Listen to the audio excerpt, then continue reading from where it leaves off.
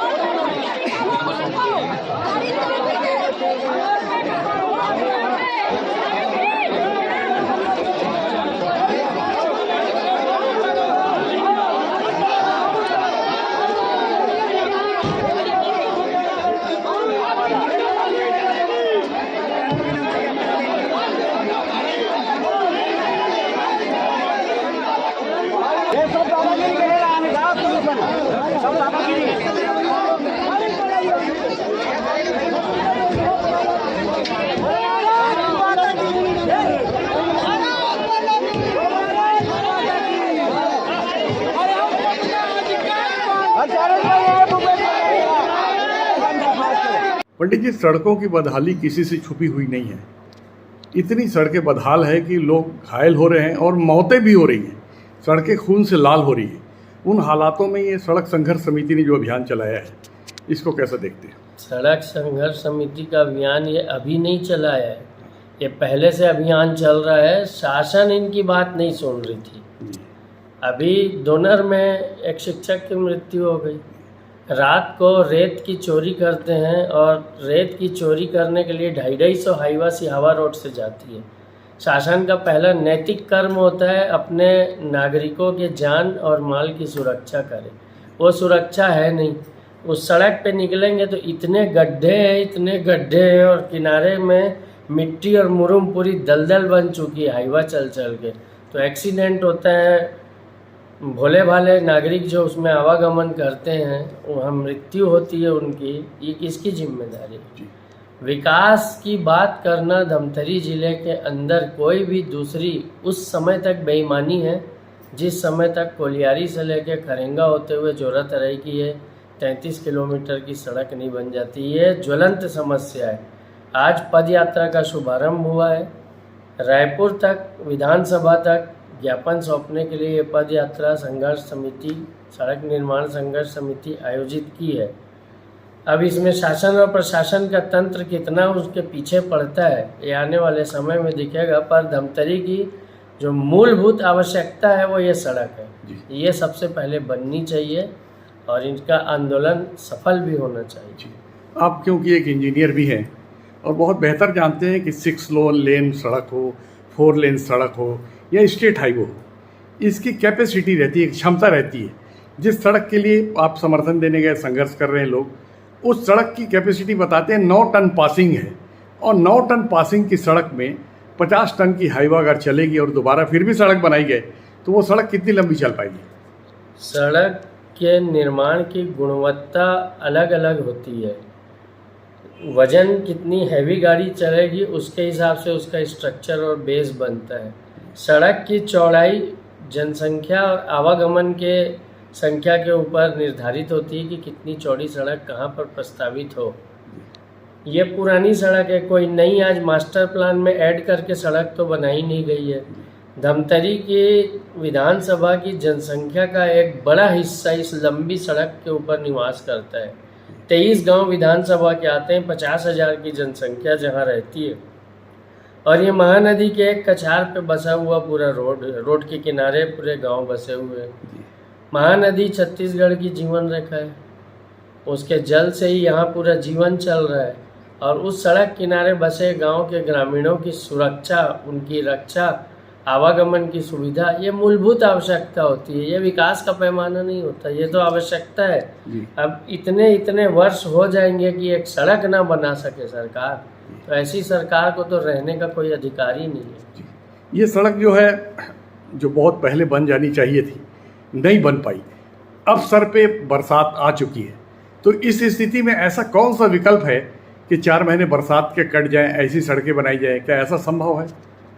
अगर दृढ़ इच्छा शक्ति हो तो वो काम हर समय संभव होता है। बरसात बाधा नहीं हो सकती। क्या बरसात में काम बंद हो जाता है? क्या काम तो चलता है। विषय ये है कि इस सरकार का ये आखिरी विधानसभा सत्र है, इसके बाद आचार संहिता और चुनाव आ जाएगा। 5 साल में तो सरकार ने सुध नहीं ली कि ये सड़क बन जाए। कम से कम उसके टेबल में ये ज्ञापन तो पहुँचे और इस दिशा में काम आरंभ करे आखिरी सत्र में, तो भी ये सड़क 4 महीने में बन जाएगी। Thank you. मैं गीतेश्वरी साहू, रोड संघर्ष समिति की संयोजिका हूँ, साथ ही ग्राम पंचायत दारी की सरपंच।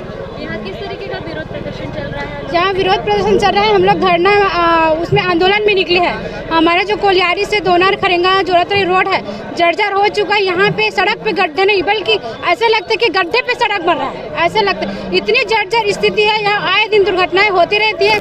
कई लोगों की जान जा चुकी है। अभी हाल ही में एक घटना हुआ दोनर में, सब वाकिफ है इस बात से कि एक शिक्षक जिसकी दर्दनाक मौत हुई थी, बताओ उस माँ के ऊपर क्या बीती होगी जिसका बेटा आज इस रोड की बलि चढ़ गया।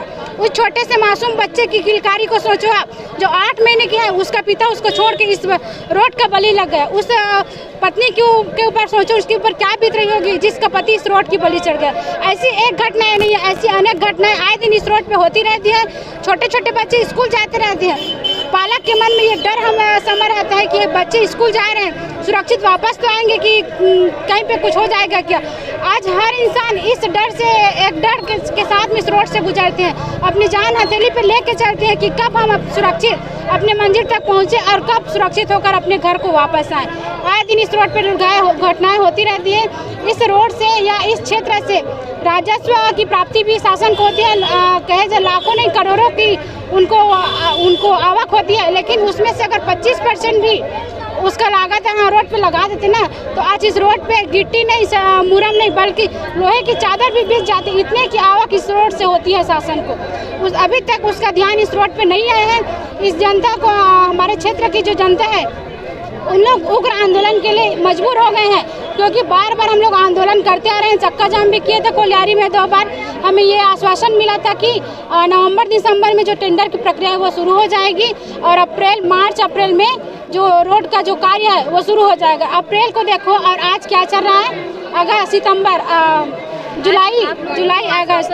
तो आश्वासन ये मिला था कि कुछ दिन बाद अप्रैल से रोड का बनना शुरू हो जाएगा, लेकिन अभी अप्रैल तो चला गया, अभी जुलाई, अगस्त आने वाला है, फिर भी अभी तक रोड का निर्माण शुरू नहीं हुआ है। इसलिए इस रोड के क्षेत्र की जनता जो है आक्रोशित होकर आज इस उग्र आंदोलन के लिए अग्रसित हुए हैं। बस आप लोगों को भी आश्वासन मिला, अगर काम नहीं होता है तो आप लोग क्या करेंगे? अगर आश्वासन मिला है, अगर काम नहीं होता तो इस बार इससे भी बड़ा उग्र आंदोलन होगा और हम कहीं पे रुकेंगे नहीं, सीधा विधानसभा तक क्रॉस करेंगे और बीच बीच में जहाँ से हम क्रॉस करते जाएंगे रोड को बीच से हम लोग गड्ढा कर देंगे। यहाँ से कोई भी गाड़ी को हम लोग पार होने नहीं देंगे। ये हमारे गाँव है, हम यहाँ से भी रोड को क्रॉस कर देंगे, गड्ढा कर देंगे। हाँ जी, ये आंदोलन किया जा रहा है। अब भी आश्वासन मिलता है जिससे जो जनता आसपास के लोग जो आए हैं संघर्ष समिति में, वो लोग नाखुश हैं, इस आश्वासन से नाखुश हैं। तो क्या ये आश्वासन जो जिला प्रशासन दे रहा है उसमें मान्य रहेगी संघर्ष समिति, या जो जनता साल से चलेगी? शासन बोल रही है तो एक बार उसकी बात को भी सुनना ये भी जरूरी है। और आक्रोशित जनता इसलिए है क्योंकि ये शासन ना बार बार हमें आश्वासन देकर झूठा वादा कर देती है। एक तो आश्वासन दे मत, या आश्वासन दे रहे तो अपने काम को बखूबी निभाए। 2 बार हो चुका आश्वासन देते देते काम नहीं हुआ, इसीलिए जनता आज आक्रोशित है। ये लास्ट वार्निंग है, इस बार का आश्वासन का एक बार और हम लोग देख लेते हैं। अगर नहीं हुआ तो इसके बाद कोई आश्वासन सुनने वाले नहीं है। बिल्कुल इससे भी बड़ा उग्र आंदोलन होगा और रोड को भी बीच बीच से गड्ढा कर देंगे हम लोग। ऐसी तो गड्ढा है ही, उसको पूरा गड्ढा कर देंगे। और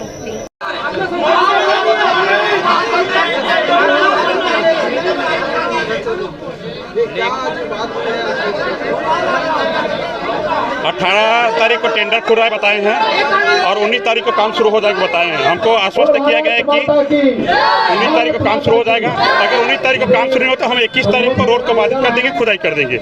हम उसको बोल दिए हैं कि अगर 19 तारीख को काम शुरू होता ठीक, नहीं तो हमारा आंदोलन अनवरत जारी रहेगा, नहीं तो हम रोड खुदाई कर देंगे। और चुनाव बहिष्कार तो हमारा जारी रहेगा। अगर काम नहीं होता, अगर हमारी मांगे पूरी नहीं होती है तो हम विधानसभा चुनाव का बहिष्कार करेंगे। प्रशासन के आश्वासन के बाद हम लगाएंगे।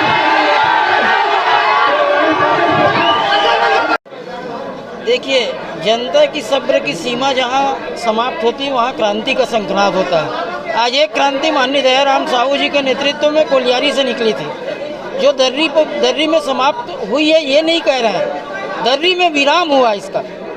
आज हम सारे लोग मिलकर क्षेत्र की इस बहुप्रतीक्षित मांग, जो आर्थिक रूप से पूरे छत्तीसगढ़ की लाइफलाइन है, यहाँ से रेत निकलता है, सफ़ेद सोना, और उसके कारण कहीं न कहीं सारी जो सड़क देख रहे हैं उसकी दुर्दशा हो रही है।